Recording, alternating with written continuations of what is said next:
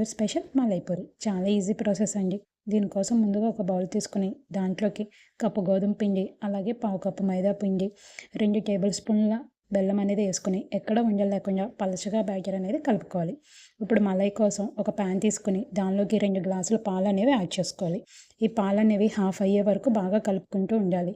Half అయిన తర్వాత దీంట్లోకి 1.5 స్పూను షుగర్ అనేది యాడ్ చేసుకోవాలి.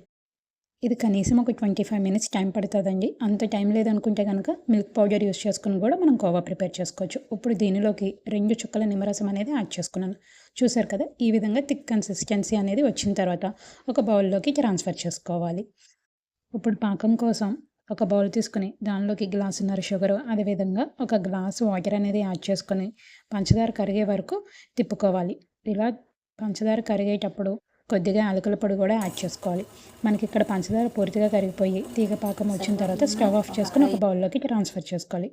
ఇప్పుడు ఆయిల్ అనేది వేడెక్కిన తర్వాత ముందుగా ప్రిపేర్ చేసుకున్న బ్యాటర్ని ఇలాగా గుంటె గరిటతో పోసుకోవాలి. ఆటోమేటిక్గా మనకి పూరి అనేది పైకి తేలుతుంది. ఇలా పైకి తేలిన తర్వాత 2 వైపులా బాగా ఎర్రగా కాల్చుకుని దాన్ని తీసి ముందుగా ప్రిపేర్ చేసుకున్నటువంటి పాకంలో వేసుకొని పూరి 2 వైపులా మునిగే వరకు తిప్పుకోవాలి. ఇదే విధంగా మిగిలిన పిండినన్నిటిని పూరీల్లాగా వేసుకొని షుగర్ సిరప్లో యాడ్ చేసుకొని తీసుకోవాలి. చూసారు కదా, మనము పూరి వేయగానే ఏ విధంగా పైకి వచ్చిందో ఈ విధంగా పైకి రావాలి.